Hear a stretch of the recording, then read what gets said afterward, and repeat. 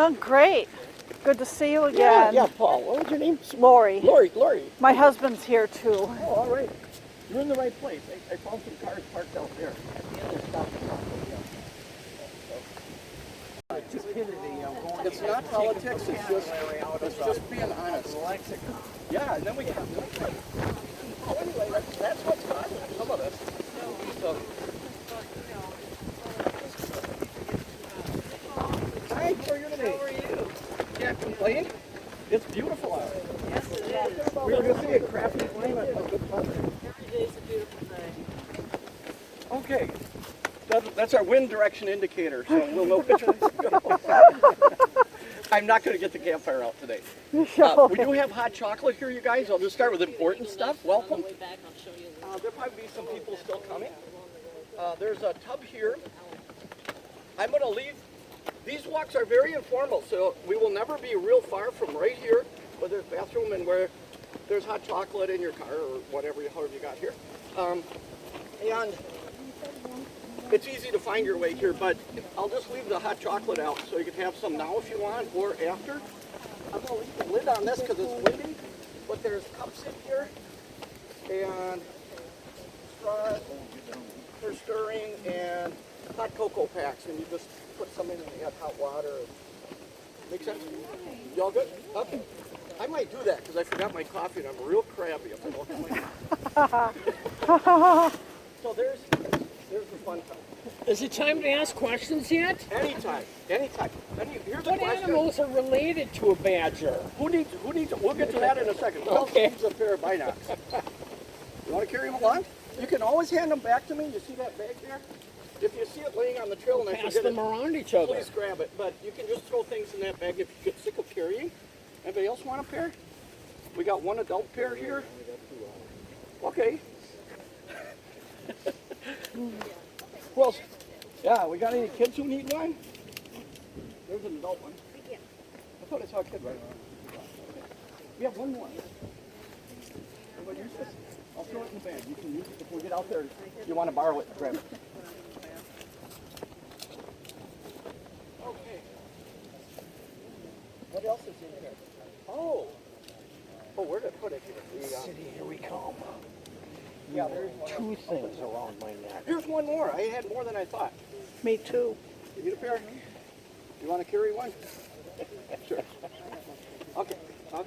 It is a little windy. It is a little windy. Yeah. It'll keep my neck warm. My right don't have any hair. I'll just do some here while people are still coming. But I had several people ask me this last week, are you going to show us a badger? Well, let's just say I named two animals in the invite, right? Cranes and badgers. Let's just say we're going to bat 500. Hopefully, at least. It would be very unusual to see a badger. Here's what they look like. Badgers about 3 feet long when they lay out flat. They're low and flat. When are your low and flat animals? Why are they low and flat? Because where do they live? Underground. Underground. They're very, very efficient. They're widow claws, which do not retract. Doesn't have the real stuff. I should put some big safety pins in these claws for reality, right? Are really amazingly long and efficient for digging. They can dig incredibly fast, and they will actually try to dig out rodents in the ground. They'll just follow them right down the burrow. So they are meat eaters then? They are omnivores. Omnivores, Yeah. both. Okay. Like us. But they definitely like to eat meat. They will eat meat. If you can, okay, how many vegetarians here? Let's use the term protein. They're protein eaters, like many animals. I love to laugh at those ads that say, feed your dog meat because that's what wolves eat. A fox or a coyote diet, anyway, and probably a wolf too, as far as I know, is about 30% berries and other stuff. They get their protein all different ways. You don't have to eat meat to get protein. I'm just making a pitch for healthy vegetarian living because it impacts the environment around us and the animals tremendously. So, and just on that note, badgers do eat protein, and that includes things like the grubs, like moth grubs and things underground. So they're digging for grubs, and they'll nibble. Do you ever eat snacks as well as a big hamburger? They eat snacks. Okay, big snackers. Do they ever find bees' nests, the ones that like to burrow on the ground? There is a thing called honey badger, and I don't know much about it. You want to explain that, or do you know about it? No. Anything? You heard the term honey badger? Yeah. Okay. Fun facts. Where'd a couple fun? Here we go. I knew I'd be prepared if my printer didn't jam like it did, but I made it here anyway after the printer jammed. Kids facts. This is adult level too, but you want to pass a couple of these along and just take and share a couple? I better keep one. I know there are Here's a quite a few clothespin bees in that case like we to need it. burrow into the ground. What's the most important thing about the badger? There were miners in Platteville. Yeah.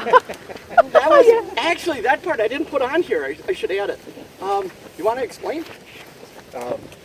When the Welsh came here, they were miners, and they settled in the southeastern Wisconsin, and they dug holes in the ground looking for iron ore and copper, and they were called badgers. So the Wisconsin badgers are not named after the animal. They're named after the miners in Mineral Point. Yeah. Who probably got their name from that behavior? You know, because they actually the first couple winters here, they didn't have houses. What did they do for shelter? What They do miners dug know how to holes. do? They They dig dug claws. holes. They're their pick, you know. But essentially they're big mammals with big claws, metal ones, and we dug ourselves holes. And not everybody agrees with that theory, by the way. The theory about that's why they were named her. Yeah. Okay. A lot of people say the badger miners were named after the badger animals. And then the University of Wisconsin, because they had mining on its premises. Co-opted it. Oh, co-opted it because of the guys. Right. Yeah. Yeah, the history's interesting. A related history, I'll just diverge for a second, since we just all got here, is our friend the groundhog. Last February was Groundhog Day. That's And a how many weeks has it relative. been since they came out? 6. It'll be 6, and we're about 4. And so our local groundhog is really bad, like 37%. There are some like 80%. When these kinds of critters, badgers and groundhogs, come out, and the fun fact, I'm tying it in here, is that, as it says on here, it's cousin of the squirrel. The original groundhog sees its shadow thing came from a thing called Candlemas in Europe, where they made candles for the poor about February 1, and wanted to know how many to make. And people would go out, that probably predates the Candlemas, would go out and look at the burrows to see, watch, what kind of burrows? Yeah. Badger burrows. We're from Wisconsin. We should be watching badger burrows to see if they see them. Why don't we? Because they're so darn secretive. Sounds like a subdivision. And they come up at night mostly. So that's why we don't. What would the thing tell them? That they're coming out? Oh, just that if they're active, it tells them something about are they rousing and then going back to sleep. As a matter of fact, the breeding behavior of these animals is very interesting. They make big dens, and they come out and find each other around February now, or early March, and mate, and then they go back to sleep to some extent. And then they have the babies in the den. The badger actually does not hibernate like the groundhog, because, we'll get going on a walk here. Because the groundhog goes down to what's called a torpor almost. Anybody know that word? Very slow heartbeat. Their metabolism decreases. Yeah, very, very slow metabolism. They go down to 3 degrees above freezing. Oh my goodness. That doesn't sound possible. Which one? The badger or The groundhog. The badger does not go to that extreme. It will hibernate and slow down its body metrics of various kinds for like 2 or 3 days at a time, usually at most. But they're more active. They will get up and grouse around. So they're related, but just like us, we have our habits. Some of us like to sleep late, and some of us get up in the middle of the night. So that's what they do. Question? Oh, okay. What other quick fun facts do we have that I thought you might want to know? There's Camp Randall and the badger running with the football. How fast can they go? Can you read it? Wisconsin state animal. Yeah, how fast? 20 miles. 20 miles an hour. A little fat animal barely off the ground can run. It's kind of like, I was just in Florida, and the alligators can do that too. Little animals can get up on their legs, can really scoot. Now, they can't do it very far, but they could make a touchdown. Okay? Okay. Just a couple more fun facts. They love to think. They do. Somebody asked just nobody goes. They eat bugs, rodents, etc. They like their protein, and they also will eat roots and other stuff. But mostly, they are really into protein. They like meat, So and other forms of protein, bugs, So Now, are badgers similar? Because I'm told that deer prefer to be active around either right around sunrise or right around sunset. They will get into the light, but they're most active when either the sun is just coming up or just going down. Now, are the badgers the same way? They'll be in the sun for just a tiny portion, and then they'll be more at night than the deer are. They're active more. So they don't come up in the sun at all. There's a word for that. You know how scientists do? They explain it by making up a word for it. The word for that kind of activity, and some of us are this way, we're more active at sunrise or sunset and during the day we really want to nap. That's called crepuscular. Did I get it right? Corpuscular. Yeah. Behavior, and it's like crepuscular, and it's like active during the twilight periods. And a lot of birds die that way, actually. And there's various ecological reasons for it. The badger den, the one final thing, Jan Axelson, I'll slide into an introduction here. Welcome, friends of Cherokee Marsh, are welcoming you here on this walk, and partner groups, Madison Parks, Madison Audubon, they help sponsor this stuff and these outings. And the Friends of Cherokee Marsh do a lot of restoration work. And as you came in, on your right, as you came up where the North Sherman became dirt, did you notice there was a big marsh out there? Oh, yeah. How long ago did that become part of the, not that long ago? 2008 maybe? 2008, yeah. And some restoration work was done. And do you remember when we were out there where they opened up, this was actually, they were trying to farm it, so they plugged natural ditches and artificial drainages. They dug artificial drainages so they could farm it. We plugged them.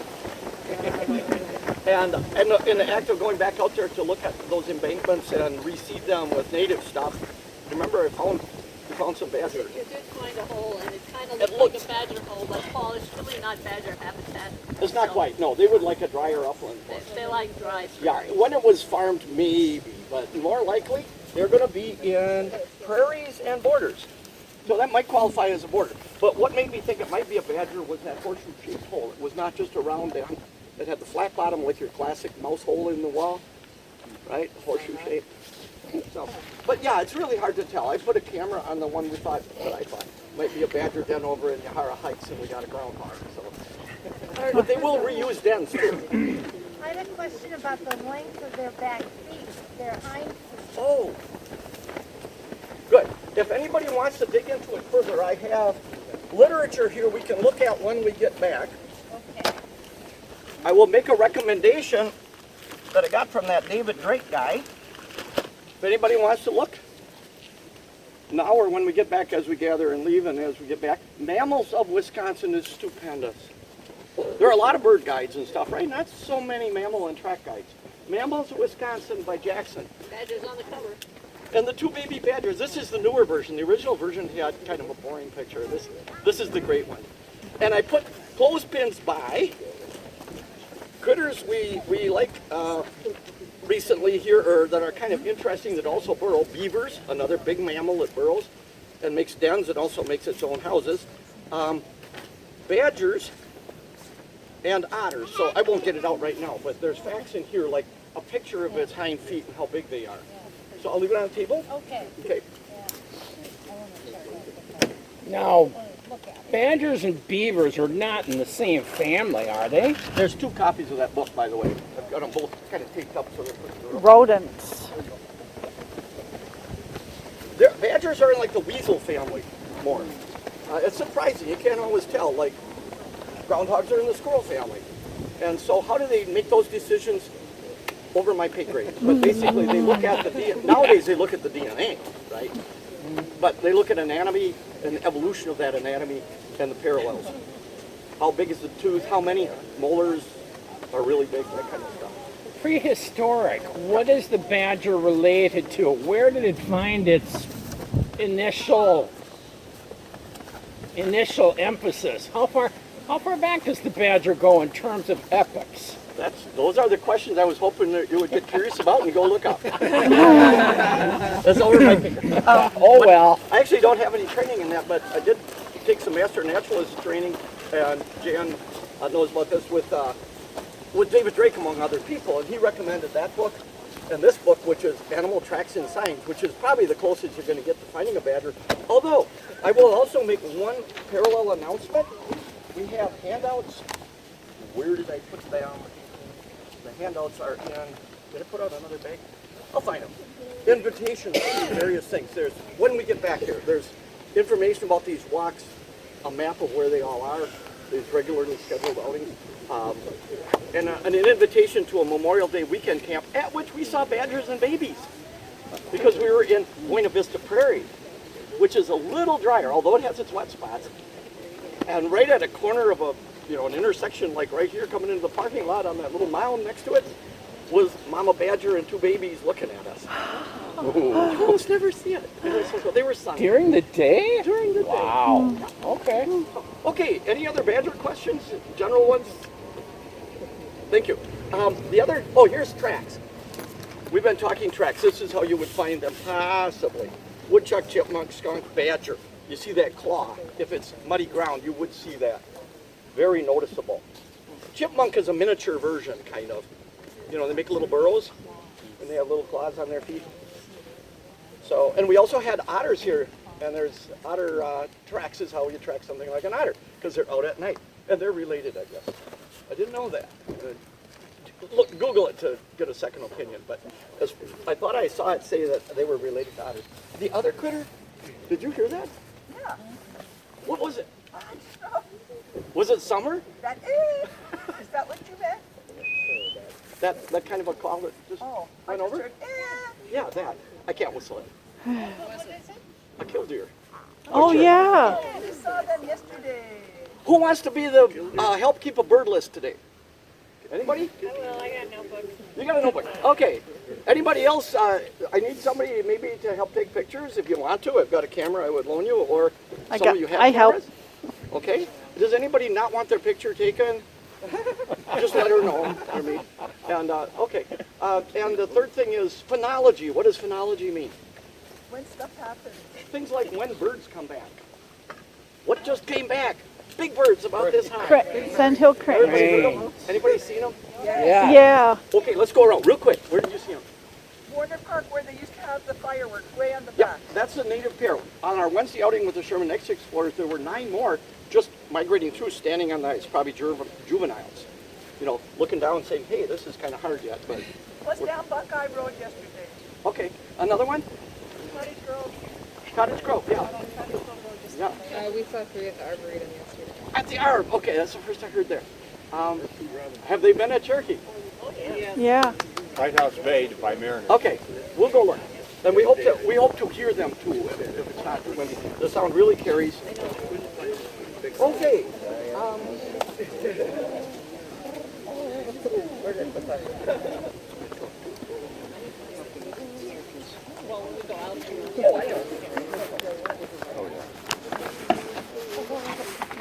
Here they are.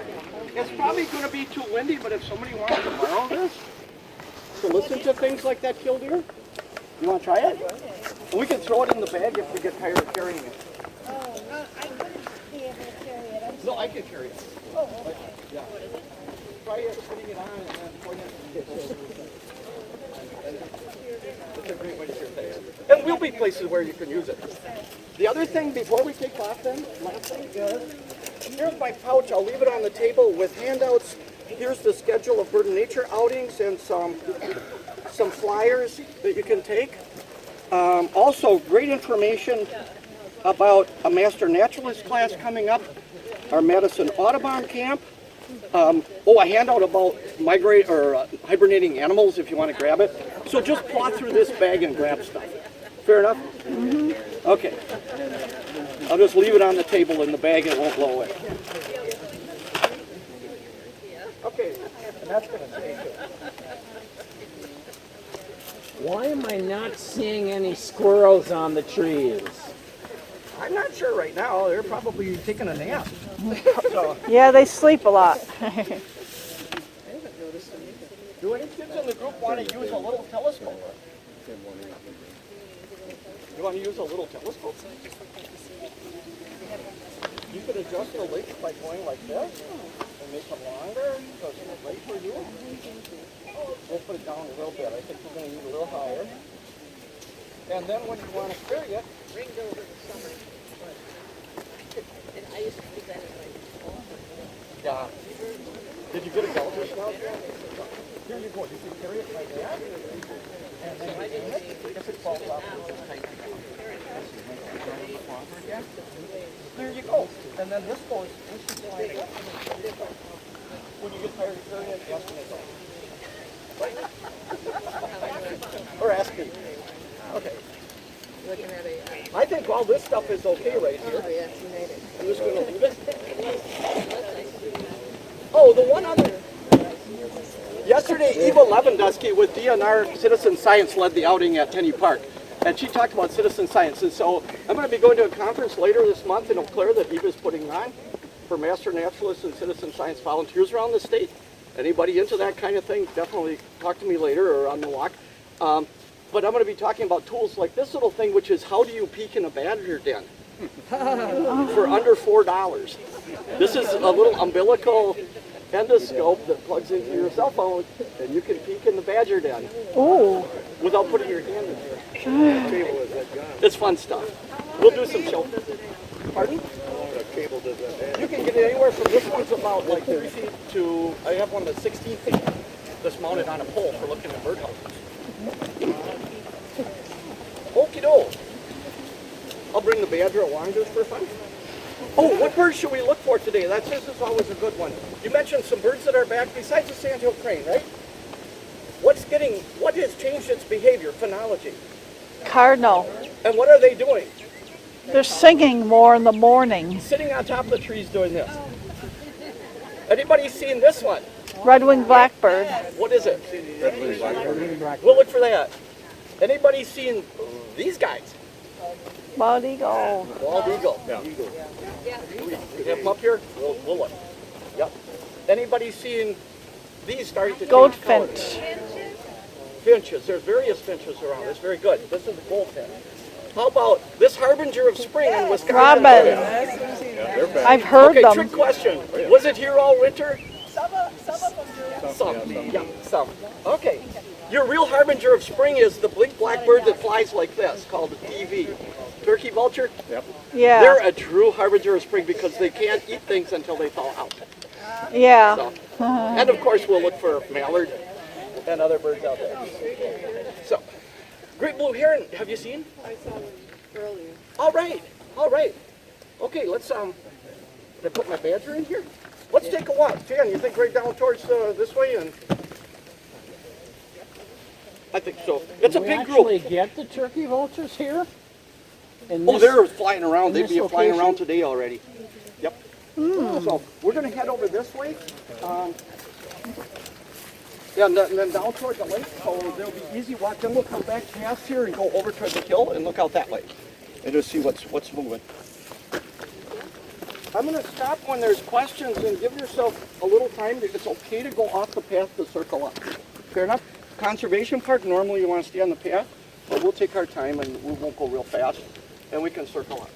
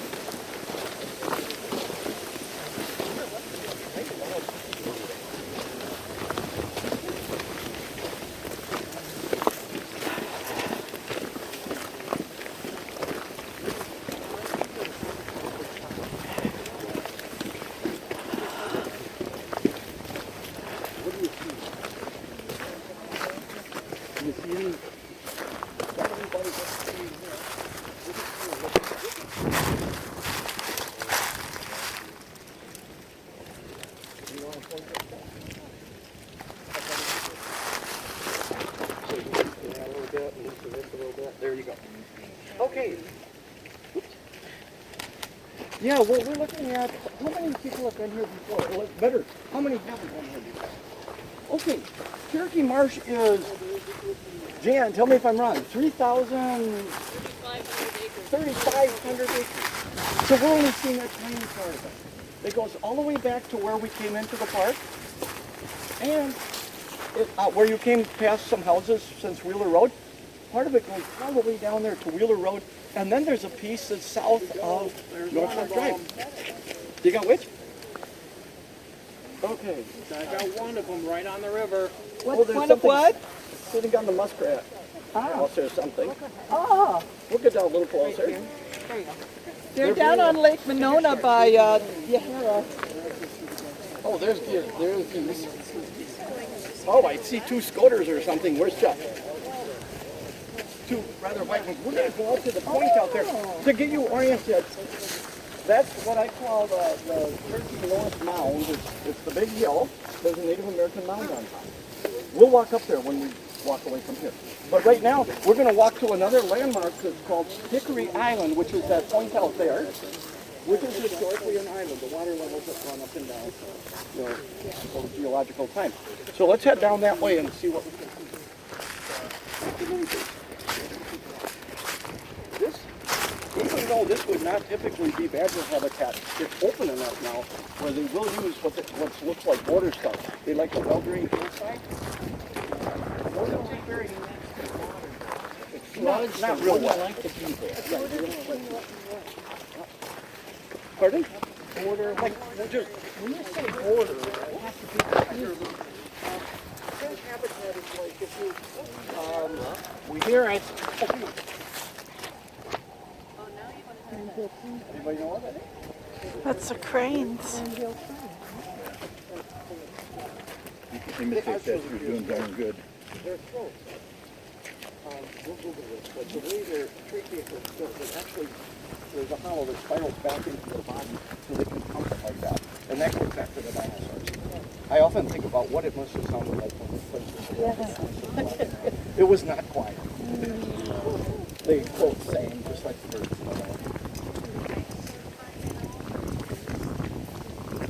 Yeah, some of the dinosaurs, they find similar physiology. The great big kind of bird is perfect for that purpose. Birds have vocal cords called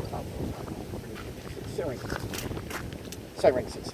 And they can do them independently, and they can sing both inhaling and exhaling. And they have multiple air bladders all over their body because they want to be able to puff up or not, and when they fly and move.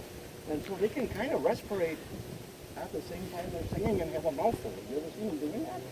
They're singing with a mouthful of something. And it's amazing.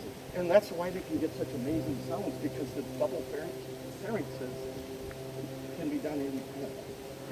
If you have not ever been to the Trade Museum up in Baraboo, highly recommend it. Yes. Yeah. Does everybody know what's your name? Alan Charles. Alan. Does everybody know where Alan's talking about here? Where to find it? You want to tell them? It's up towards Baraboo off Highway By Baraboo. 12, before you get to Baraboo. Yep, big signs. There's a lot of signs along the way, and it's absolutely sprawling, hour and a half. Yeah, it's just amazing tours. When I see people pointing it with binoculars, I'm always curious what they're looking at. Are you? Female downy woodpecker. I thought I heard the it. third, the dark tree, around 5 medium. Yeah. And it's calling right I can hear it. Oh, it just came down. down. Okay. Like a second split. Here's a trick, guys. How it's really good. Really good. You start with the landmark of the road, go to 3 trees on the left side, the third tree, the back of the second one. Hold your hands so that your fingers, all that arms like your fingertips kind of covered, your little fingers at the top. It's underneath the second or fourth finger. Yep. It works. You can use a clock. But because of your hand, you can see the second one. Oh, she's pretty. Why do you know it's a female? She doesn't have the black or the red cap right on her feet. Very good, very good. By the way, are you a student or are you teaching? Yeah, I'm a student. Do you need an autograph No, I don't for know. a class? No. Okay, if anybody does, holler, I'll sign anything. Yes, they were here. They can name. You get an A. What are you studying? I'm studying zoology and environmental studies. Great. That's a leaf bird. Yeah. Okay. Is it still there? Anybody with better eyes than mine, Joe?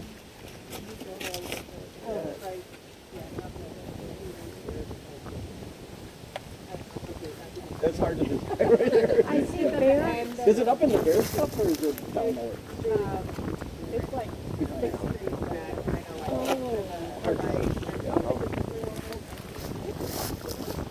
So even when this is kind of proof in the pudding, you guys, if you go for a walk in a like us, there are more eyes actually. It's an advantage. If you go by yourself and spend a little quiet time, that's also another good technique. And they're here, it's just that we're not seeing them. Like, that's how come they can magically appear all the time.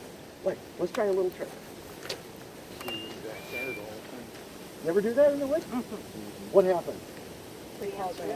They call back, they start gathering. Which bird is that? Chickadee. Oh God, you guys are good. Okay. Yeah, we just had the Sherman Nature Explorers in Warner Woods, and we kept a couple feeders there. And Jan, you wouldn't have believed it. They were landing on the kids' heads. I kept chickadees, 2 downies, finches, several other species. It was juncos, and they came right up. One of the kids got so excited and took big seeds. Oh, here it is. Did you hear that little chick? That's your friend, the downy. Oh, here, what do we have? I was going to say cranes, but... Okay, trick question. How do you know they are not sandhill cranes? Because they don't have big feet.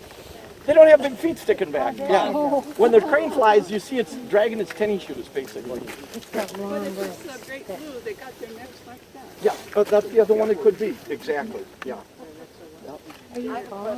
Okay.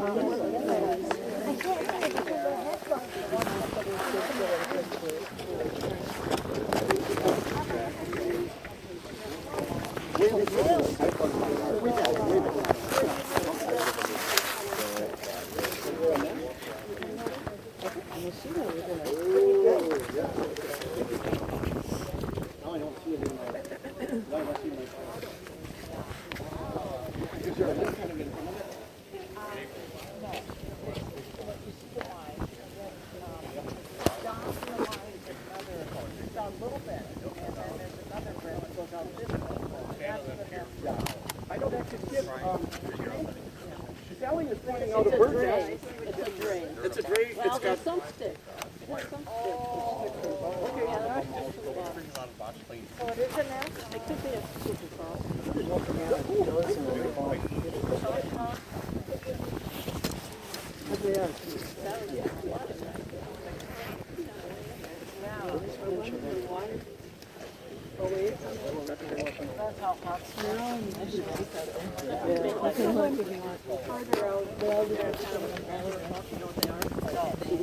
It's not the same kind of bird. We got a white one that's out there.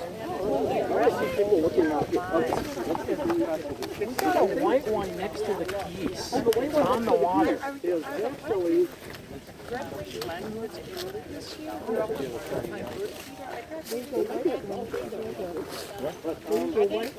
There were 2, what I thought might have been mergansers out there. They were quite white. Looking at it. There's a seagull.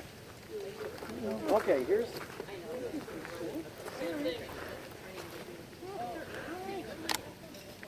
Okay, we have a white bird that's traveling. You can hear it when you're talking about it's a gull. Yeah, you're aiming at the same spot I was in. Yeah, does that look like a gull to you? We're going to get quite close. We're going down the corner down there. This is great Cooper Cup territory. Oh, here you guys. Downy's going up the tree. There it is. There, 2 of them. Downy's in one. The first tree here, the one right behind it, you go up a ways to the first couple of rooms to the right. They're dancing around. They're all on the end of the list. Well, there it goes. Right up here. See it on the end as you take the second tree, go up to the first branch of it. There they are. There's one sitting and one just sitting. Yeah, very good. You do get it. Yeah, really. Let's make a note for you. Does everybody see the little downy sitting up here? Yeah. Okay.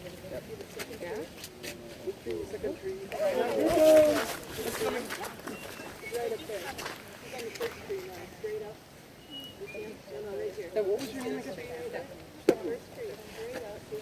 Stephanie also pointed out there are a lot of red because we're this year. We're the same thing. They'll go in contact. So I have no doubt that when I look at that black-cap chickadee back, they're bouncing around on the thing. So when I look at them, like, oh, this is the other place. The third bird was just heard by Stephanie. Also by someone else with the black-cap chickadee in the valley. Anybody know what it is? White-breasted nuthatch. It's a great name. And that's over here. I'd say let's keep going. We'll go out to that little grove out there. There'll be more.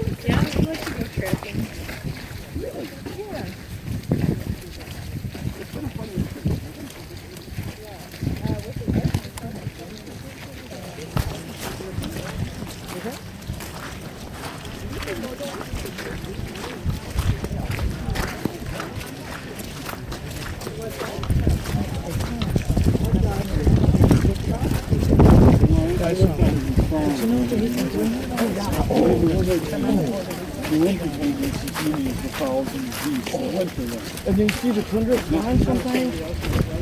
There's the big white one.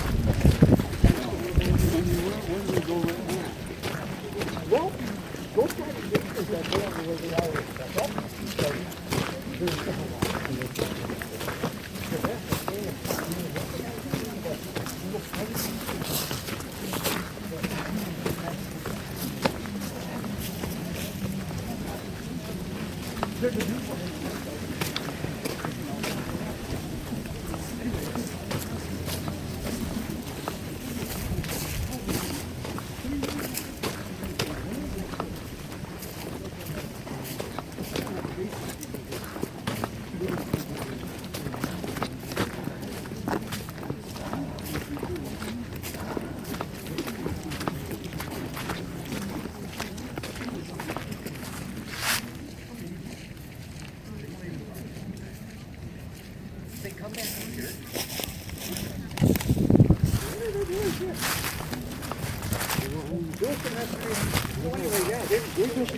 They want to get the honey. Let's get back before somebody else gets that great spot on the beach of Florida, right? It's that kind of thing.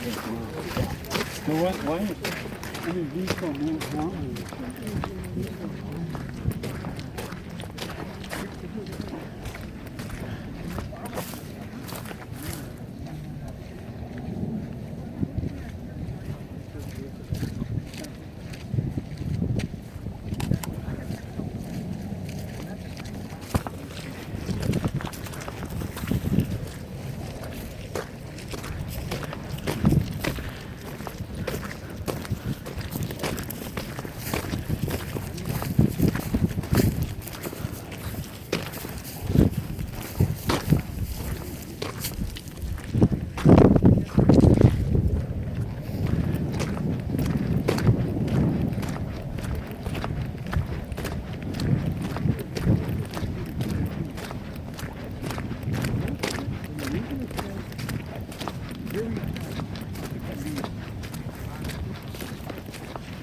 Very topical pesticide use on the tips of some of the cut things that are invasive plants. And that's why they don't recommend people walking over there because, you know, it's regulated stuff and they're trying to make sure we're safe and also that animals and things are safe. The animals can't read it, but they minimize their use of this stuff. They don't just blast it. And the third reason is we're right next to the marsh and they don't want anything rinsing off and going in. So the latest topical application technique is actually it's kind of syrupy or sticky. So it doesn't even rinse off hardly. It just goes onto that thing. And what happens is if you draw that plant, for every plant above ground, there's a bunch of rhizomes going sideways and roots going down. They cut off one or maybe make a bundle, and then they go and put tiny bits on the tips of that, and it will draw it down. And the rhizomes between things actually share nutrients and stuff. So if they get some of them, they pretty well have them all. So they can actually get rid of invasive species that are very hard to deal with.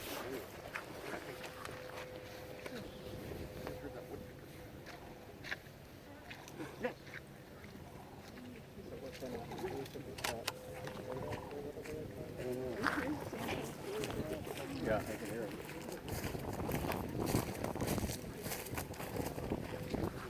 What's up, Al? What's the red plant? Oh, that's actually a sign of spring here. This is one pretty close here.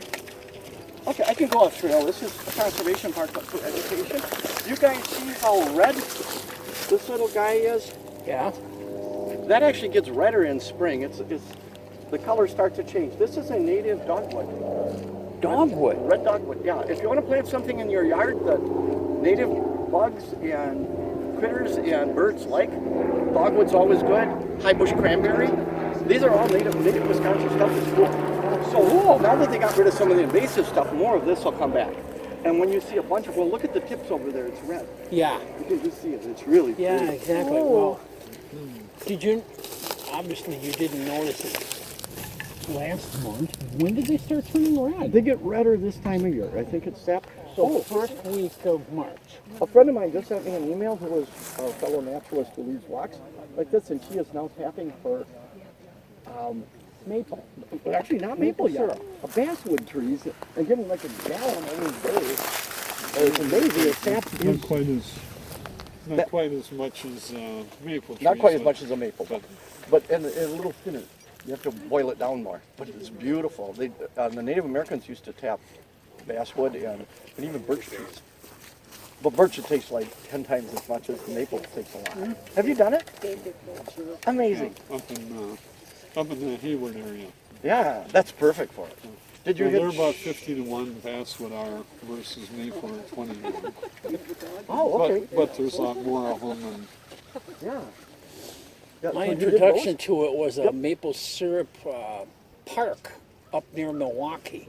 Okay. Where WEHR, Nature Center? yes. Yeah. They probably have hands-on exhibits. In town here for you guys, and these walks are about what's local, kind of, the focus, without even having to drive anywhere. We actually have walks fourth Saturday every month at Aldo Leopold. They also do programming all the time. And they do like maple syrup day, and it's just great fun. That's not easy. they call these red twig dogwoods. But if you decide to plant them, they do spread. That might not be such a bad thing Did everybody hear that call of another one of our famous Wisconsin overwinter birds? Crows. Hey! Okay, here's a voice recognition quiz for you. Did you notice we have 3 crows going ah ah ah? Yeah. My wife pointed this out, and we had a blue jay go jay jay jay. They're similar. They're just one's a bigger bird, and they are both corvids. They are actually cousins. So isn't that interesting? There used to be a bounty on crows in Wisconsin, 25 cents. Yeah, there were. Actually, there's interesting stuff in that book about mammals. Now, that one's about mammals. But the guy who wrote that looked into a lot of those things, like what did the bounty do or not do, and which ones are really worth doing. And David Drake has the article in the paper today, or yesterday in the journal, about coyotes and foxes in town, which had bounties. And I think anyway, right? Yeah. Fox doesn't, but Fox doesn't, but the coyote used to. And he's saying they are so valuable for keeping down rodents and stuff and rabies and things in town. One thing you want to do is what you would do even if your neighbor had a pit bull. You just do not let your little poodle off the leash when you're walking. You know, you just want to be a little bit cautious because the coyote would be kind of instinctively more like what an unruly pit bull might do. And so we just use common sense. The other one is also, you really don't want to let your cat outside, not just because of fox and coyote, but there are lots of other things. My wife was a cat, specifically a cat veterinarian, and so many bad things can happen to cats outside. They live much healthier. Inside, you can do things like a patio with a screen porch if they want more fresh air. So, but the reason I bring it up is that if we look at the balance of nature, just like the coyote and fox help keep down certain critters, they actually help bird populations in some ways. Whereas a cat does the opposite. You know, even the kitty with no claws in the bell, they know this. So I won't go and belabor it, but it's very good stuff to know and to think about. And we all make our own ethical and scientific decisions. Hopefully, do whatever works for you. It's good. It's good to know. In case you haven't heard of it, Yes. next door will actually let you know when there are coyotes, because the one that's near me Yep. told me that there's coyotes in the area, and the dog walkers definitely know about it. Good, good. And So- and not to leave food out for them. You know, some people, bless their hearts, love wildlife, and they put food out for them. But then the coyote gets used to it. And, you know, that's probably not a good idea. They find plenty. What's gonna come eat my chipmunks? The coyotes will help do that. Oh yeah, yeah. And you know, they aren't really problem animals. It's Yes, just they that are. Sometimes okay. Depends on where you Yes, are. they are. Yeah, we feed them actually. Coyote, I mean chipmunks.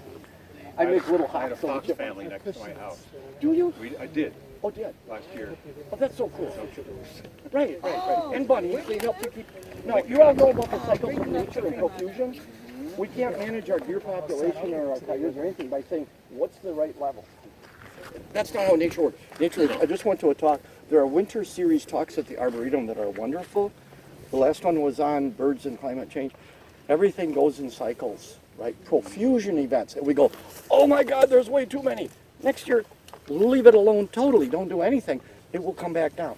Part of it's due to the complex relationship all the way up the food chain of things like our oaks that had, as my friend just mentioned in an email to me this morning, last year they had a huge oak mast. That's how many acorns they drop. This year, we don't know. It goes up and down. They think, I'll give you one specific example. It's how fascinating this can get. And these are serious scientists looking at the data.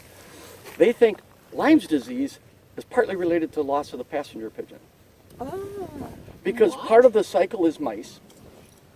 And the mice exploded after the passenger pigeon flocks quit coming through in profusion cycles of acorns, eating profuse numbers of passenger pigeons.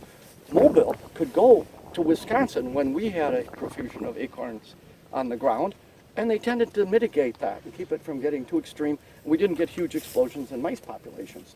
They can track where the Lyme's disease was first reported back to places, even going back that far, where after the passenger pigeon quit coming, the numbers of these other things spiked, and that was part of the cycle.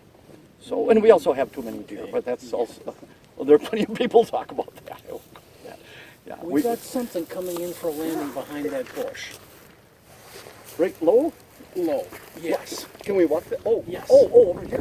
No, no. The crows. Right, but I just saw a glimpse of it. Yeah, let's.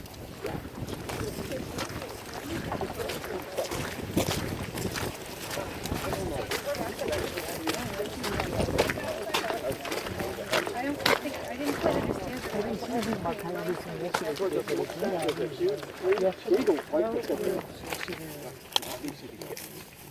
We just stopped for an eagle look. When you're doing nature walks, it's always fun to. Mendota smokestack. Well, yeah, well, no, to the right of it. If you look at the Glinty water, right in the middle, there's a little island with a little tree that breaks the horizon. It's a huge tree. That's a favorite eagle roost. So when you're out here, I'm just pointing it out because if you know where to look, your odds of seeing things are much better. You know, so that's oftentimes an eagle roost. I don't see one right now. The other direction? You mean on that island just to the right of the? To the right of the smokestack. Yeah. There's an island in the foreground. Oh, I got it. Yeah. You see a bird in it? Not not right now. Okay, then I will direct your, this is actually more of a magical spot than you think. If I direct your attention straight north, kind of, there's a lone tree out here and then some scrubby bushes. If you look kind of through those bushes and trees, there are some trees that break the horizon way up there. I'm going to cheat now and say, would you hold this for me? I'm going to take a scope and set it up for you. There's an eagle nest right there. And this is actually one of the spots where you can see, Oh, I got the silo. It's to the right of the silo. it's more to the right of ways. Yeah, it's, I know. Is Dan here? She knows where it is. Yeah, she had the scope on it Oh, she did? Okay. down there. Yeah, okay, we can go down there too, but I was just gonna point out, this is not a bad spot for looking at. Did you see any eagles roosted? I'm not seeing it right here. Let's go. Show us where it is. We have an expert.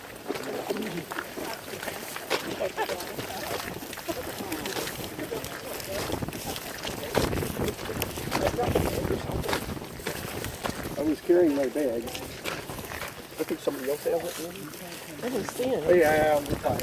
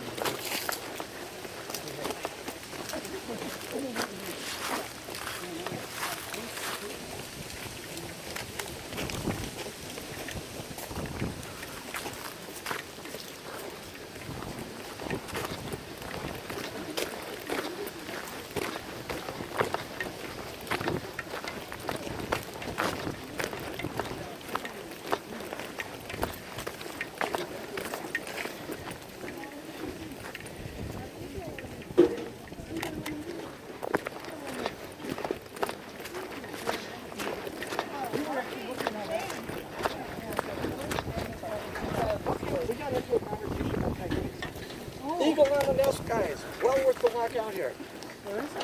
Down this way. No, it's way up there. But this tree, by the way, is the house. I always stop at this tree too. Some spots you might not think of stopping. This is a great lookout for several reasons. If you look over that way, the kind of the point where the water is real bright, there's a Native American mound. Do come back to Cherokee Marsh. One of the parts of the 3,700 acres, whatever it is called Yahara Heights. It's fun. You go to the dog park on North Fork Drive, and you turn in that little side road there, something road, and right before you get to the dog park right there, there's a parking area, and you walk a little ways. Beautiful, huge Native American mound, and nicely restored prairies, and that's where I found one of the badger holes that actually was being restored. So that you can see from here, but you can see a lot from here. This tree is a landmark tree. These little crevices like this are incredibly important for birds and bugs. They will cache seeds. We have bluebirds here in the middle of winter because there are trees like this around the perimeter of the swamp. And they're using little knotholes and cavities in these endlessly self-healing cottonwood willows. This one's a willow, right? I think is this cottonwood or willow? This is cottonwood, right? Okay. I have to look up, but they kind of. Oh, Chuck, you got the eagle? I just have the scope. Chuck here is going to set up the scope. Go ahead. There's an eagle there. I'll take my time.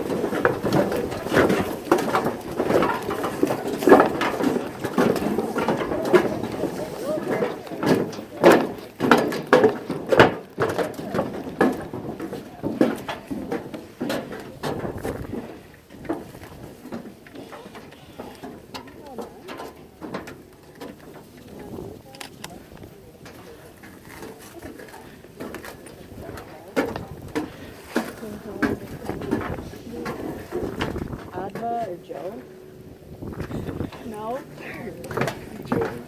So, he had a crazy last name.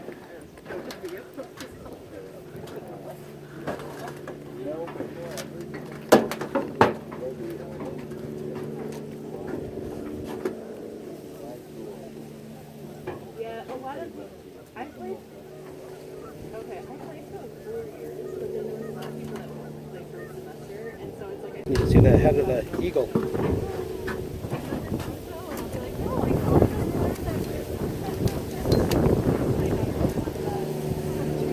Yeah, if you look almost straight ahead.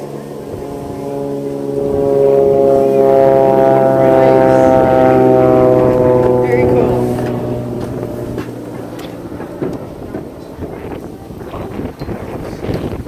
Straight this way, you'll see the big tree all by itself. Yeah, this is the one to the right of it.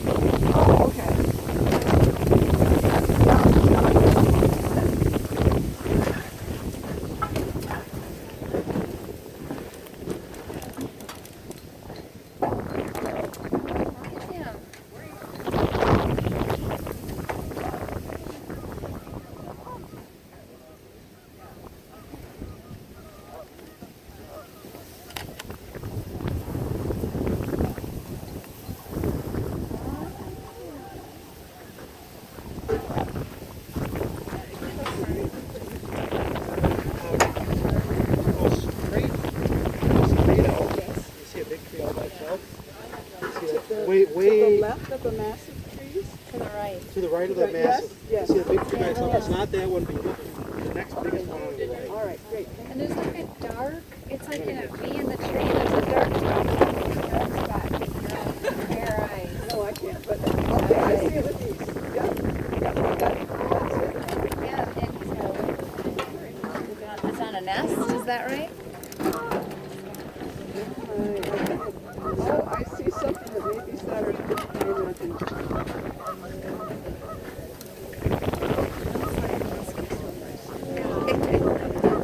That was tricky.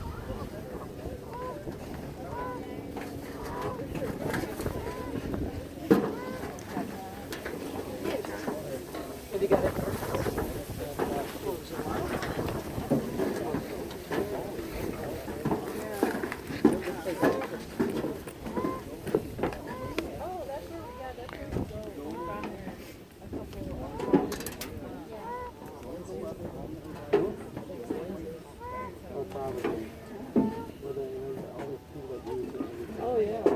I graduated when I came in late. Oh.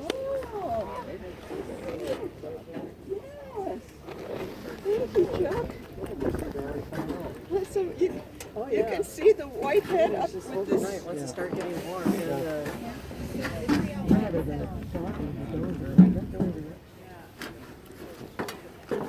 just think it's so pretty. It's so invasive.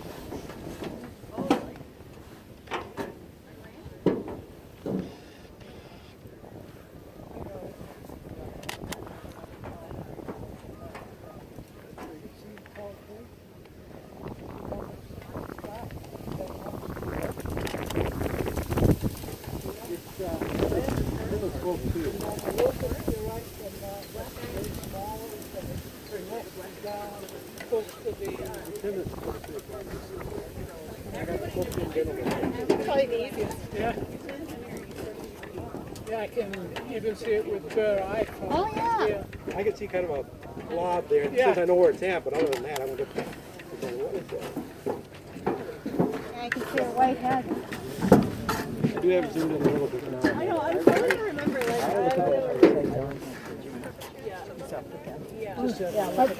In the nest. Yeah. Wow. You can't see it. You can see the white.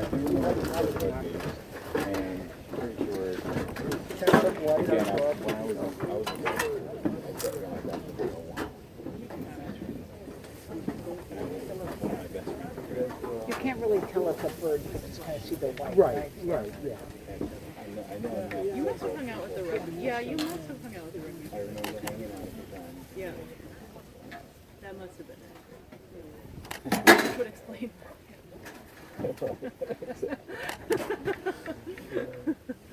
There's I don't know if you saw, but they have some there. It's a ball eagle's nest. It's really cool. My dad lives in Metro St. Louis. Oh, okay. Evansville, Alton. Oh, cool. I had a friend that lived, a friend that I played rugby with who lived outside of Cardinal, and she lived in that national forest down there. Yeah. Oh, it was amazing.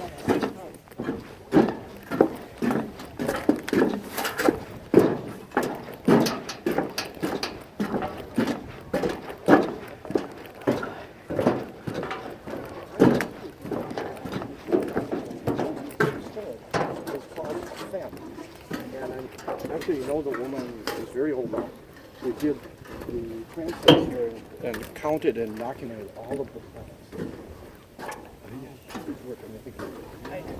Even when we came back some years ago, and she was and she would just charge right through that. You know, I couldn't keep up with her. And she came here and she said, "What is Russ Hefty doing here?" You know, she was opinionated. And Merit Threlfa. And she pointed at this. She said, he put this dock in so we could look out there. She said, the interesting thing is right here because the hydrology of acidic soils meets the hydrology of lime soils, and there are little springs. And I don't know if they'll restore it or not, but those are really rich in biodiversity because of that gradient in such a short space. Does that make sense? Yeah, I think I'm saying that right. Now, a question I had for you. So this is classified as a mock savanna. Yep. Does that mean this is the predominant what we have What we here in Madison? We did not have very many trees. We were part of the southern end of what was called the Empire Prairie. That was real regularly, including in town. So Maple Bluff, where I live, is called Maple Bluff because it was a high bluff with water and stuff was burning. Tenny Park was Turtle Point. Turtle Point was. Good take off. Thank you. Thanks for coming. Good to see you. We left the scope right there because it pointed at an eagle's nest. Yeah, I haven't seen it yet. That's amazing. Have fun. Come again. Turville Point was an island. I was just doing the list for who's going to lead what walks coming up in May, June, et cetera, through the year. And there's a guy named Ron Shootbet who knows the history real well, and he's going to lead a walk there. I think it's May, like the second Saturday or Sunday every month there. And that was an island. The Native Americans, kind of like this, most of these are little islands. This was much higher. It was 5 foot higher water. You know, and this is pretty much level with Lake Mendota. And so you can imagine. And you know, earlier than that, right after the Ice Age, it was even more. This was a 300-foot canyon through some of here, geologically, historically, geological time. And it's infilled, obviously. Somebody asked how deep it is. There's a lot of muck, you know, from the fires, etc. So we're trying to restore it. We're trying to make sure the cattails are growing on the native stuff, like the giant lotus plants you can see out there, and the big things are growing back out of Alaska. And they're binding in, and it's going to create more of a channel again with deeper water in the channel, and the rest of it's great habitat instead of just sort of becoming shallow in mud and losing everything. It's really a challenge. So, now this was, where was I going with that? Turville Point. The Native Americans would bring canoes out there to pick berries, and they had a canoe pool from Monona. Who was here from Monona? Actually, somebody mentioned she was from that shore of Monona. They actually had a place there where they left canoes. I know this historically. And then they left some on Turville Point. So you just take a canoe and you go pick berries and you leave one and you come back. What kind of berries? Whatever was growing, probably raspberries and other things. They still grow there. Yeah, go look. It is a conservation park. We're supposed to leave berries for the birds. Right. But some of the people involved with that are really knowledgeable of it. And Shootfoot knows more than human. But Andrea Blattner, who's head of the group, principal over for the village, knows a lot about this. She's the first one. Sure. Yes. Gotcha. Okay, did everybody get a chance to look at the doodle? I did not yet. Yeah. Oh, okay. Then we'll wander on there. Don't be anxious yet.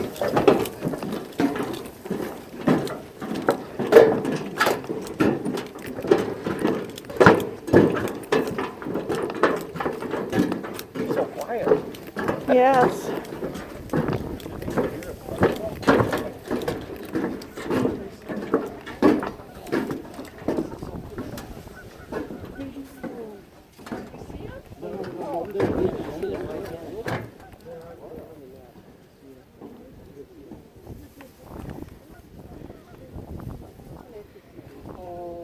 What is that? The bird flying to the right, I think, is a crow. Yeah, but in the eagle tree, you look at the geese on the water, and above the geese is the eagle tree. This is set up in the that. Yep, I'm going to take a look. Is that one actually?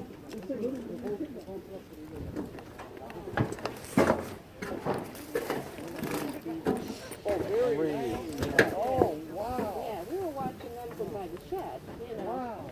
Yeah. For such a little scope, it's doing great. Yes. Talking to each other, and yeah, they're cute. That one I to have me, it no was shaded problem because- seeing the people on the other and bank. Because I think it's the air. Oh, I don't was think it's wondering if this- it was the metal thing. Well, that might be it too. But you get on a day like this, you're getting some humidity coming off of there, and looking straight through the layer just above the ground, there's a lot of distortion, and it can result in miraging. Like when we got to Warner Park the other day with the kids, there was a mirage of kind of the geese on the ice with long legs, and it turned out, yep, they were cranes. But it looked like you get that little mirage, and it made it look like they were. Because we saw two there yesterday. Well, the two that are still there, there were 9 more. Were there? Juveniles moving through. They were standing. But the pair that's there is Yeah. the red guys. Yeah, they're the ones, they're back. Aren't Yeah, they cool? okay. What's the name here? Ozzy and Harriet or something? Are they? Okay. You know, I named the ones on Hartmeyer Park. Yeah, they're Heather out and eating in Feather. that open area there. I don't So, know. You if know, they there's not like a to name, be make it up. What? If there's not a name, make one up. Oh, that's okay. Not supposed to, like. Oh yeah, you absolutely are supposed to name animals. You cannot do research if you do not relate to that critter. There's no difference between the number and the name. Seriously. What is I did rock that? research and we Paul? named them all. Yeah.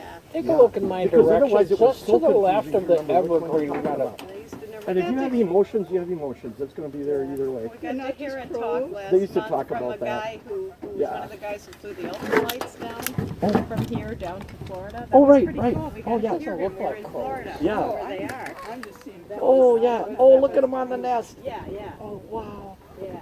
I gotta get a picture here. So they did not name them, huh? No, they early called on the them- shed they called that's them over numbers, there. And they were talking about Yeah, they numbers. still so It's and okay, so. but I think it's overdone because what it does is depersonalizes to the point like you're not supposed to care.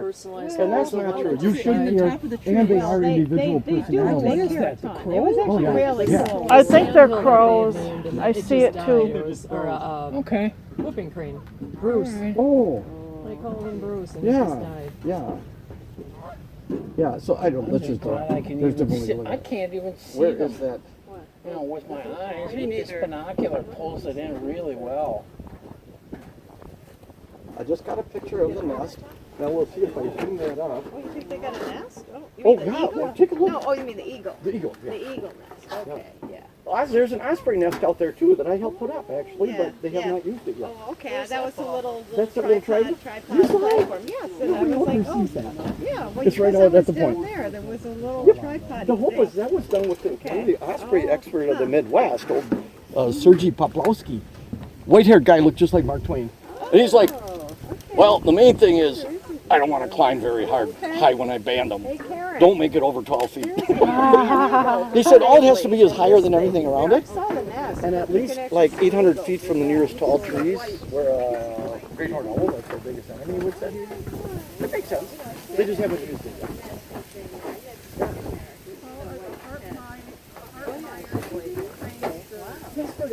Yeah, but are they the Shabazz?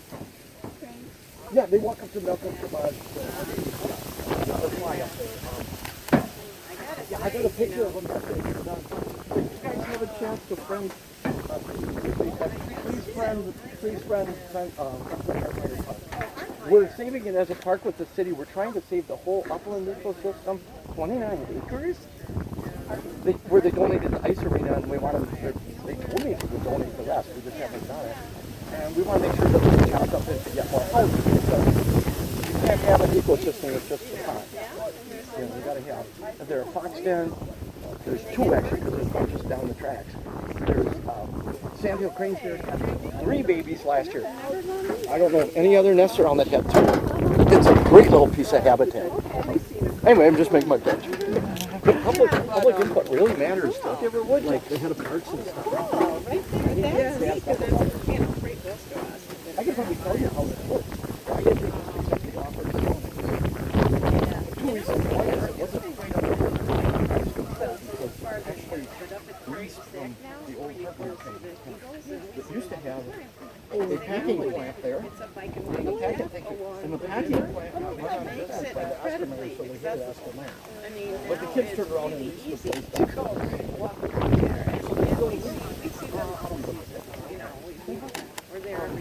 So they said, but anyway, so we have to get it back to the Hartmeyer Trust. But when it came to the ice arena, they just basically signed off. We said, okay, let's give it to the city. And they're like, because they're paying taxes and getting nothing. So if you're the head of parks, you might have a thought like this, which I wouldn't have thought of. He said, they're paying taxes. We're going to take that away permanently. Well, I got that coming, but hopefully they'll take us anyway.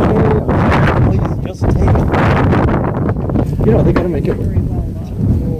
This is a great spot to come back to, you guys, for everything. There's some restoration work going on here. There's one of the only nice batches of pickerel weeds getting started just offshore here, which will emerge shortly. And in the summer, beautiful, beautiful blue flowers. How deep is the channel? The channel itself is not that deep, maybe 5-6 feet. But as it gets more channel again, it'll keep itself flushed a little better. A lot of this is so shallow. Right now, I can tell you by looking at the habitat, at the species that are there, your big locusts, about 1.5 or even 2 foot. We threw seeds in there, we being West Hefty and they went nuts. And they really take off. And they like about 3 feet of water, 3 feet. So that's why they're doing their thing. But what they're doing is, as this wind blows across here, and you see it start to form waves, it would erode the shoreline. And then we warm off and then mix it. I get really mad with All the bad things.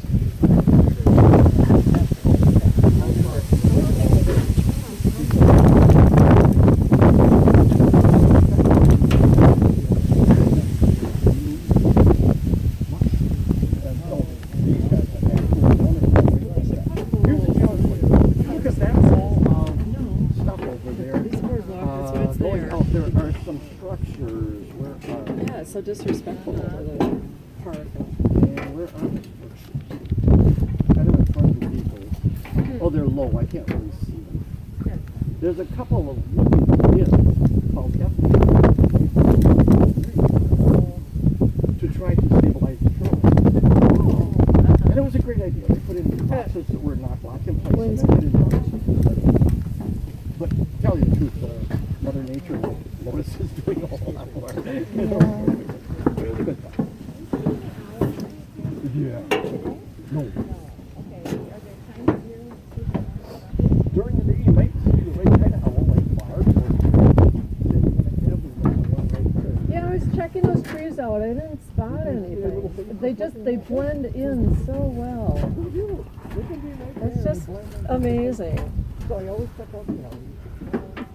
You don't spot unless you happen to catch the flare. Yeah.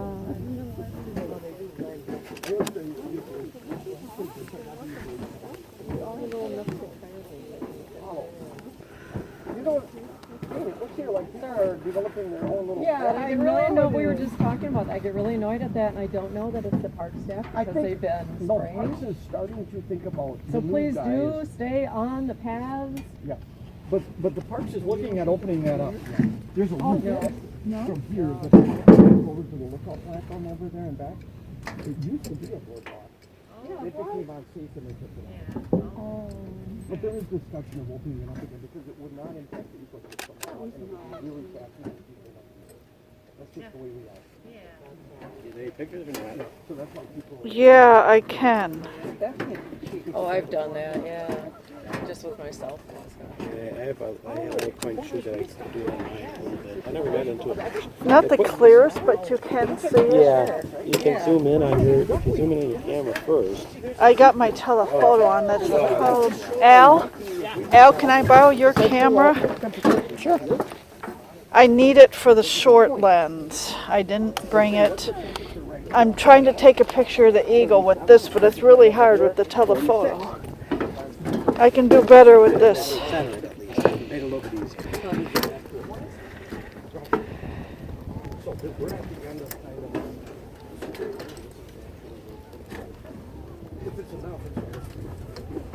That's my sister. You're actually aiming. Actually, it's It's actually a fairly common thing. Really? Never would have thought.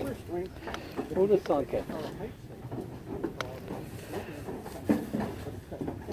Well, I guess a camera is a form of telescope, isn't And the it? Native American mound is there? So, two telescopes. Actually, they make adapters for a lot of these that mount cameras right onto them, and it's called digiscoping, so it works out really good. Where would I get adapter? You'd probably have to look online now. The thing is, you have to figure out what scopes you have. There's some. It works better sometimes actually with like a point and shoot camera on those. Unless you have the mounts that will actually, with better lenses and better cameras, probably like those. You can actually get a mount that you take the lens of the camera off and you mount everything together. I don't know much about them. I just played with it. Oh, you're saying you would take this whole thing off and just mount the camera right to the... You can do that. That's one. could? Or some people just take their cell phones and put it right up there, and you just touch the cell phone, take a picture through your cell phone. Oh. Can you get it? I keep. It's Not easy, is it? it's really hard to do. Yeah, well, For nesting. Oh. They want to be isolated away from you're on the lens. Bring your hand back. Those muskrat things. You got a muskrat swimmer? Oh, here we go. Here's our friend. Ah, forget it. Here. It's too difficult. Oh, here. I'll use my camera.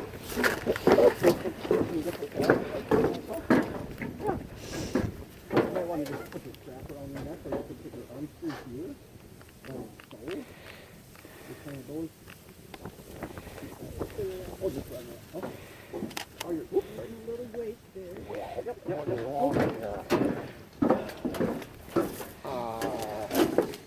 Oh, that's cute. It's not focusing. What did you do? Sorry, I put it on manual. That's my Al. problem too, okay? I can't do it with yours. Good, how are you? You look happy and you make me feel lovely seeing you when you I apologize. I can't. On the tracker. Actually, it was the crows that gave you away. Oh, that's The neighborhood nurses. Oh, I'll grab one of the scopes. I was like, oh, I know it. Chuck, and then you're done. That's cool. We're a good team. That's how you bring the rope behind.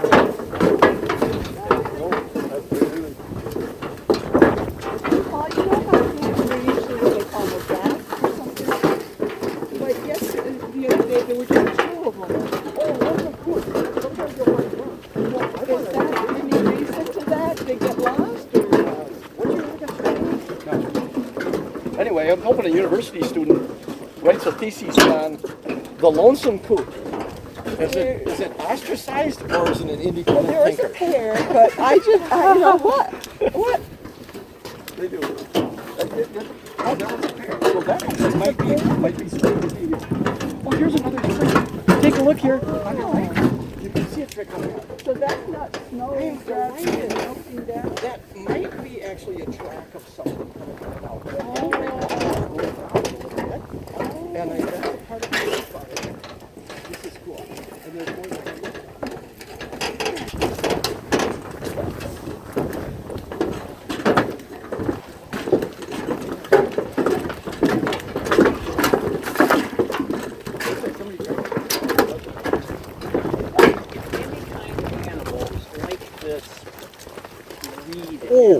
Oh, during the winter, right farther down by School Road, we had a wildlife camera out there because we were trying to get pictures of this path. Actually might have been made by river otters.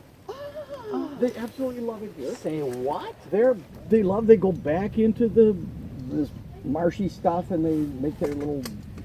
They don't necessarily need. They can have dens, but they travel a lot, and so they'll just kind of make a little cuddly place and shelter.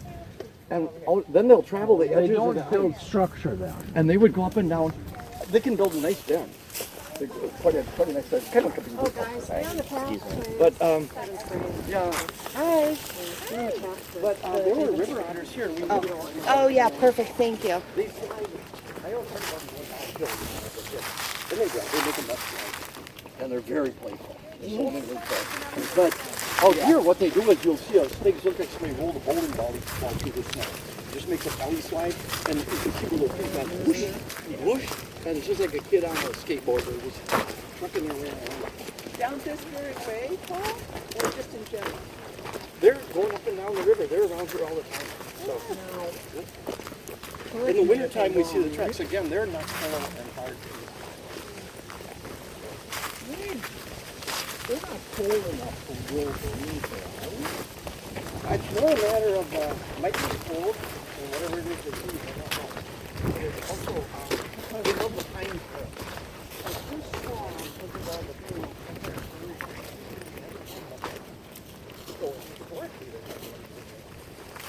So they might move in like that grove over there. You know, that's actually somebody went and planted it, I'm sure.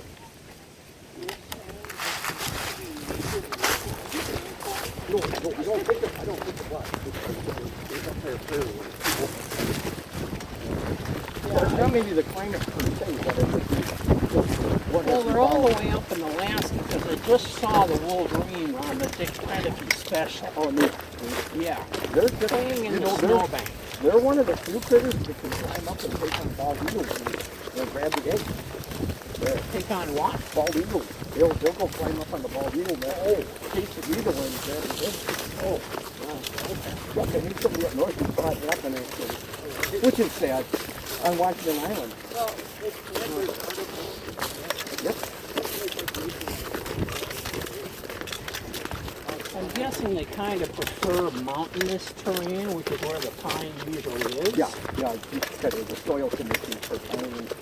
So are we thinking up near Red Mountain and Granite Peak area? They would be up there? From there on north, I think you're going to have them. Really? Let's take a look. When we get back to look in Jackson's book, we can look historically where they've been.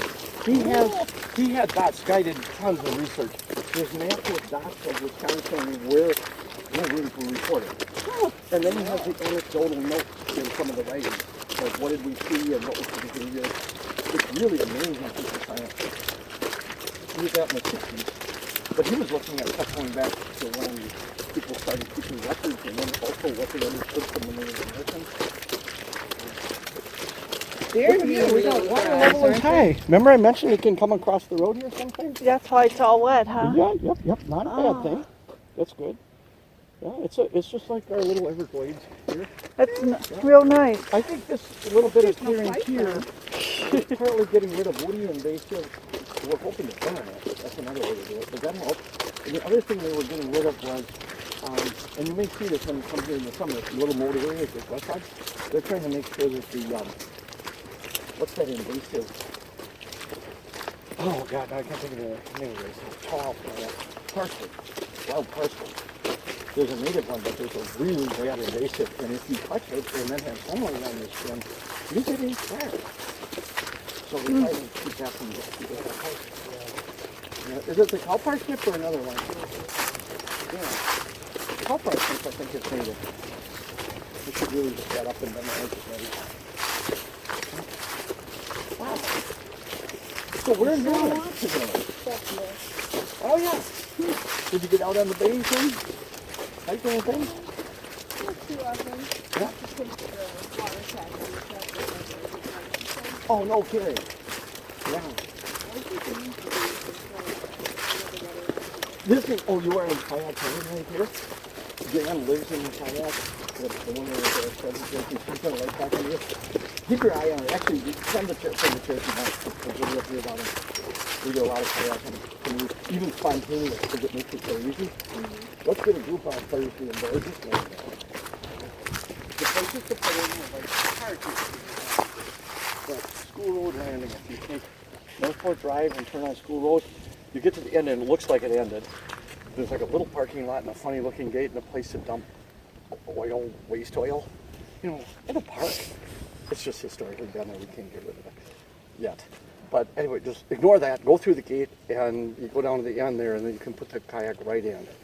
That's about, It's also where those trees that you see through at the end of this road, you see the trees in the distance, about right there.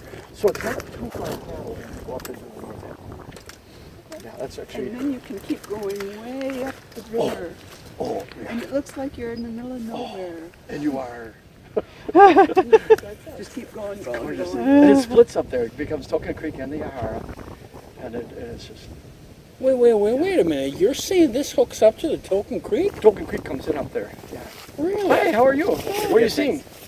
Not much so far. Yeah. We saw tons of stuff, Oh, yeah? but not what we were looking for. Yeah. Cranes and badgers. We're hearing them. Haven't seen the cranes yet. I saw some cranes going over. Yeah, well, we had like Downy, a couple of them right here actually, and a few. It was a little slow because of the wind, I think. Yeah. Yeah, I was hoping there'd be some northbound hawks today with, but it's I did a little towards bit, perfect. and maybe a little bit too much easterly out of the wind, maybe. You know your stuff. Oh, hawks don't come if it's... Well, they like a south wind, and South it's wind. kind of, it's sort of Yeah. southeast today. Why is that? So it's close, really close. Did you see the rough-legged when they were out here? No. I did not. They come in the wintertime here real lot. We also get harrier here Uh-huh. because the territory is opened up. Like this actually used to be much brushier, and the reason Russ Hefty, the conservation manager, purposely tried to open that up. And you'll see places where you say, why did he get rid of that row? You know, maybe it was cherry trees. They're native, but they grow like weeds. So you open it up a little bit so the harriers can cruise. And so if you see a bird cruising, and this kind of wind out here, not high. Now, my nemesis is the seagull because every time I think it's something else, it's the seagull. But if it acts like a hawk and it just goes along, and then it'll keep cruising through the, and you'll see it from underneath there, white, just beautiful. White rump. White rump is the big giveaway on a harrier. Okay. For what it's worth. Okay. There really are seagulls around here? I There saw were some one out the there. other day. Yeah. Oh yeah. Oh yeah. We call them. To me, Okay. to my So- uneducated Yeah. self. So if you want to sound like a real good birder, what you do is automatically say that it's a ring-billed gull, because 99% of the time around here that's true. If it's real fat-bodied and you get a look enough to not, I mean, you almost have to say it's not something that's like, you don't see that black ring around the beak. And it's a big-bodied one, the most likely one here, but similar coloration, kind of a gray but not real dark or whatever. That's a herring. And they're both. The best place, this is so embarrassing, the best place to see the most seagulls, including all winter, scavengers. The big trash heap south of Madison. You know about it? No, but that sounds Good birders go out there and they... I hear about it down at Johnson Creek. Johnson Creek one too. Yeah. And they'll put a report on eBird or Wisconsin Birding that says, well, we counted, 680 herring gulls, and there were 2 Thayer's gulls. And I'm like, they looked at a lot of gulls. They picked them out. They're looking for all the odd ones like the Thayer's. They're looking for the odd like ones. that, yeah. The odd ones. Thayer's gulls. There's a bunch of different gulls. Yeah, I've Blackback. seen them in the books. It's probably not Thayer's here, but We're not blackback. that far from a garbage yard, which is just north of us on CV, because Oh, okay. yeah, because we've got the entrance road that comes in right next to our property line. Are you by the VFW? Or where? We're just at the bottom of the hill from it, Oh, I love that area. at Tomahawk Village. So Yeah, we hear the peeper frogs in the spring over Oh, there. they're wonderful, yeah. That's cool. Yeah, I love that. I knew Jenny and Larry Taft and That's their been dad quite a Jim while that ago, though. had a little development in that woods there. There's Denny Drive and Larry Lane. That's, Yeah, Yeah, exactly. that's That all. area. that's right. Yeah, Jenny actually I'm managed guessing to they closed the dump and then Yeah. No, that area got. that's, I think, well, there is a Maple Bluff dump right in there. That's still part of Maple Bluff. that I'm really hoping that ends up, we gotta talk to Jan, that ends up, we just got a 31-acre parcel there. You know where the driving range is? Oh, yeah. Okay, if you go from there towards CV, and that part now, 31 more acres are now part of Cherokee Marsh. Good, good. I think that might have included the Maple Bluff or dump. I'm not sure. Oh, okay. We're hoping. Okay. Because that Maple Bluff dump is actually one of the few high points there, and they really want to talk about developing an entry there to go in a parking lot just to get up it a little bit to look out over the marsh for people who don't want to walk way in. You know, it'd be an easy observation point. So you'll have another one right by your place. That would be great. Yeah. Yeah. Yeah, check out. 5 years from now, maybe? Well, sometimes these things move quickly once it falls into place. We work with Jim Welch with, what's it called? Land Trust? It's now called Groundswell. It's the land trust that helps people buy these things, and that's who I'm working with on Hartmeyer Park. They're by Johann Oscar Meyer. Oh, Jim walked the place with me along with Eric Kenna Parks. And once they get their eye on the ball, if they can get the city government to go along with it, it moves quickly. Yeah.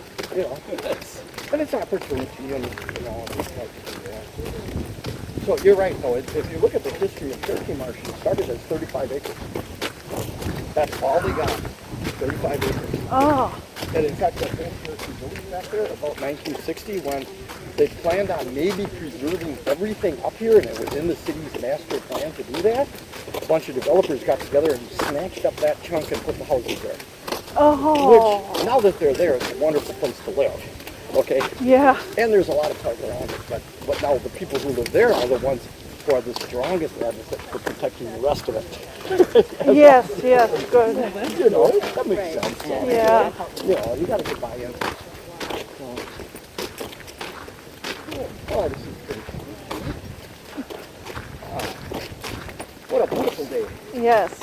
I just wanted to be outside. Soak up some rays. Not particularly warm. It's actually very healthy for us, you know, our skin. We need that in the wintertime, our skin. We haven't had too much of that lately. I'm hearing a real thing. I think I'm hearing a thing.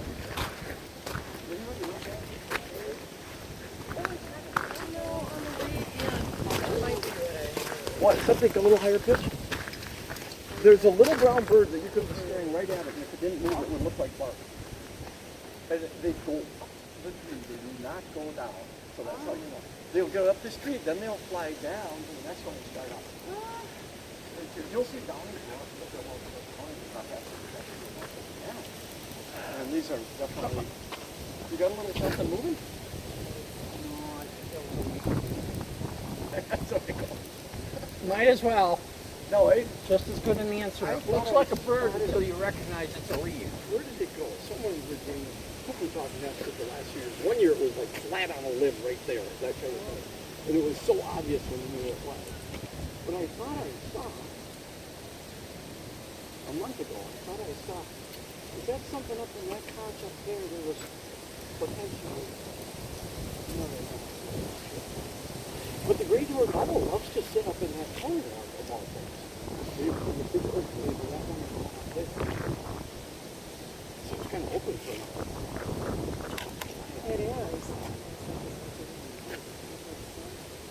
And then there's a famous screech owl tree. We're waiting for it to take over another one. Right where we're going to get the junction with the little lane, just to the left, where you see the tree that kind of has a bit of a snag on top. I wouldn't be surprised if the owl was using that because there used to be a snag next to that, 20 feet high, and there would be gatherings during the evening of people waiting for the screech owl to come out. It was just like clockwork. Now, when you say snag, Right there. Totally broken. Oh, okay. Yeah, kind of That like one. Right here. Oh, really, really kind of like that one is great.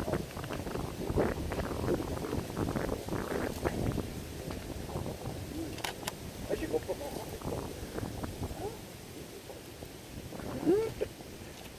my little umbilical medicine.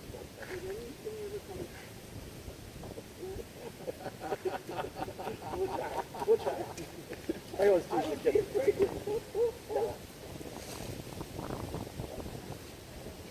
But it's a great place to